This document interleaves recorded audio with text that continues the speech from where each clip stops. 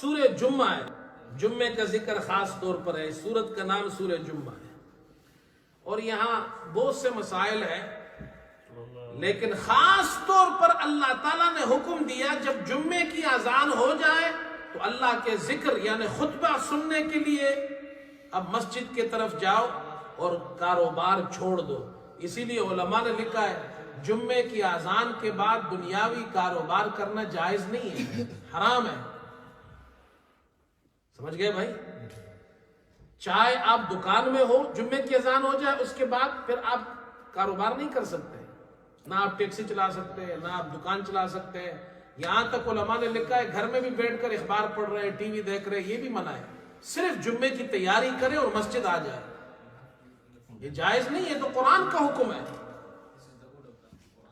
یہ قرآن کا حکم ہے۔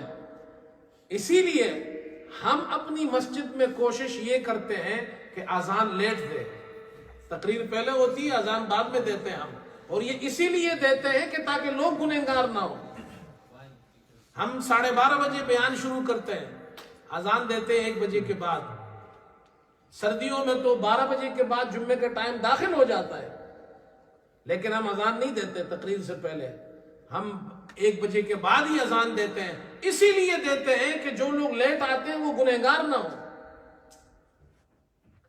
اور یہ مسئلہ میں بیان بھی کرتا ہوں، مسجد والوں سے کہتا بھی ہوں، جیسے ہی جمعے کا وقت داخل ہو فوراً اذان مت دو، اس لیے کہ لوگوں کو مسئلہ نہیں معلوم، دکانیں کھلی ہوئی ہے، کاروبار کر رہے ہیں، وہ بجناب ٹیکسی چلا رہے ہیں اور دوسرے کاموں میں لگے ہوئے ہیں، ان بیچاروں کو پتہ ہی نہیں ہے۔ وہ کہتے ہیں جی ہم تو خطبے میں جائیں گے، تو اذان تو آدھا گھنٹہ پہلے ہو گیا ہے۔ یہ گناہ ہے، یہ حرام ہے، جائز نہیں ہے۔ یہ قرآن میں اللہ نے صاف منع کیا ہے، اور یہ اس لیے ہے تم وہاں جا کر دین سیکھو۔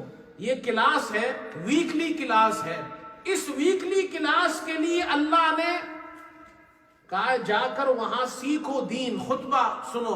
اب خطبہ عربی میں ہے تو عربی میں تو سمجھ میں نہیں آئے گا، تو اس لیے پھر علماء نے اس سے پہلے اردو والا تقریر شروع کر دی۔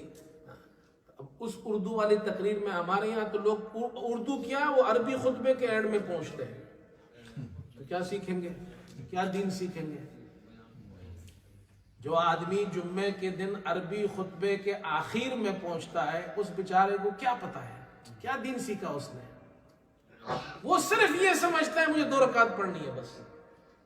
اللہ تعالیٰ تو یہ کہہ رہے ہیں تم تیاری کر کے جاؤ۔ رسول اللہ صلی اللہ علیہ وسلم کے زمانے میں ایک اذان ہوتی تھی جمعے کی، اس لیے کہ لوگ قریب قریب رہتے تھے مدینے میں۔ حضرت عثمان رضی اللہ عنہ کے زمانے میں مدینہ ایکسٹینڈ ہو گیا، لوگ چلے گئے، دور دور چلے گئے، تو جب اذان ہوتی تھی فوراً خطبہ ہوتا تھا، تو لوگ جب آتے تھے تو خطبہ ختم ہو جاتا تھا، تو ان لوگوں نے شکایت کی کہ ہم آتے ہیں ہمیں تو خطبہ سننا نہیں ملتا۔ مجھے 20 سال ہو گئے، آج تک کسی نے اس مسجد میں نہیں کہا مولوی صاحب ہم لیٹ آتے ہیں ہمیں خطبہ سننا نہیں ملتا ہے، بلکہ وہ تو کہتے ہیں شکر ہے ہم آخر میں آئے، مولوی صاحب نے خطبہ دے دیا ہے۔ ہمارا حال دیکھیں اور صحابہ کا حال دیکھیں، ہم تو کہتے ہیں اچھا ہے جی جان چھوٹی، مولوی صاحب کی تقریر بھی نہیں سنی، خطبہ بھی نہیں سنا، نماز پڑھ کے بس چلے جائیں گے، 5 منٹ میں فارغ ہو جائیں گے۔ صحابہ آئے، حضرت عثمان سے کہا کہ ہم تو آتے ہیں تو آپ لوگوں نے تو خطبہ ہو چکا، ہم نے تو کچھ سنا ہی نہیں۔ حضرت عثمان رضی اللہ عنہ نے میٹنگ بلائی کہ دیکھو جب مقتدی اچھے ہو نا، سٹرونگ ہو نا، تو پھر حضرت عثمان کیا پوری حکومت پھر اس کے لیے مشورہ کرتی ہے۔ حضرت عثمان نے میٹنگ بلائی، صحابہ جمع ہوئے کہ بھئی مسئلہ آ گیا ہے، مسلمان خطبے میں پہنچ نہیں سکتے، اذان ہوتی ہے، خطبہ شروع ہوتا ہے، وہ اپنے اپنے گھروں سے آتے ہیں، وہ پہنچتے ہیں، خطبہ ختم۔ اب ان کا حل کیا ہوگا؟ یقین سے بتاؤ کتنا بڑا ایمان ہے کہ ہماری کلاس ہم نے اٹینڈ نہیں کی، ہم نے آج جمعے کی تقریر نہیں سنی، خطبہ نہیں سنا۔ تو صحابہ نے مشورہ یہ کیا بھائی ایسا کرے ہم 2 اذانیں دیں گے، ایک اذان دیں گے خطبے والی اذان سے پہلے، اور پھر اس کے بعد رک جائیں گے۔ وہ اذان اس لیے ہوگی تاکہ لوگ مسجد پہنچ جائیں، جب یہ لوگ مسجد پہنچ جائیں گے اس کے بعد وہ اذان ہوگی جو خطبے والی اذان ہے. تو تمام صحابہ نے اس پر اجماع کیا، اور صحابہ کا اجماع یہ بھی دلیل ہے، یہ دلیل ہے. آپ کہیں گے جی حضرت صلی اللہ علیہ وسلم کے زمانے میں نہیں تھا، تو حضرت صلی اللہ علیہ وسلم کے زمانے میں ضرورت نہیں تھی، صحابہ اکرام کے زمانے میں ضرورت پیش آ گئی. اندازہ لگائے کہ ان کی تقریر اور خطبہ سننے کے لیے ایکسٹرا اذان داخل کی گئی ہے. اندازہ لگاؤ کہ جمعے کے دن یہ بیان سننا کتنا اہم ہے. ہمارے لوگ اس کا پرواہ نہیں کرتے. شاہ اسماعیل شہید رحمت اللہ علیہ دہلی کی جامع مسجد میں جمعے کی تقریر آپ نے کی. دہلی کی جامع مسجد میں شاہ اسماعیل شہید نے جمعے کی تقریر کی. دنیا سننے آتی تھی ان کو. جمعہ ختم ہوا، وہ باہر نکلے اور جوتیوں کی جگہ پر جہاں جوتے پہنتے وہاں پہنچے تو ایک آدمی آیا اور ہانپتا کانپتا ہوا آیا. جلدی جلدی جلدی جلدی آیا، سانس پھول رہا ہے.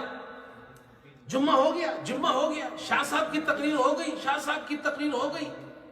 شاہ صاحب نے کہا ہاں ہو گئی، جمعہ بھی ہو گیا، تقریر بھی ہو گئی. اس نے کہا اوہ میں اتنے دور سے گاؤں سے آیا ہوں شاہ صاحب کی تقریر سننے، بڑا افسوس ہوا مجھے، میں نے تقریر نہیں سنی. شاہ صاحب نے اس کو اسی جگہ بٹھایا اور پوری تقریر جو 1 گھنٹہ تقریر جمعے میں کی تھی وہی تقریر اس کو دوبارہ کی اور اسی سٹائل میں کی، اسی سٹائل میں. شاہ صاحب تو بہت بڑا آدمی تھا، شاہ اسماعیل شہید بہت بڑا عالم تھا. اسی طرح تقریر کی تو لوگ جمع ہو گئے.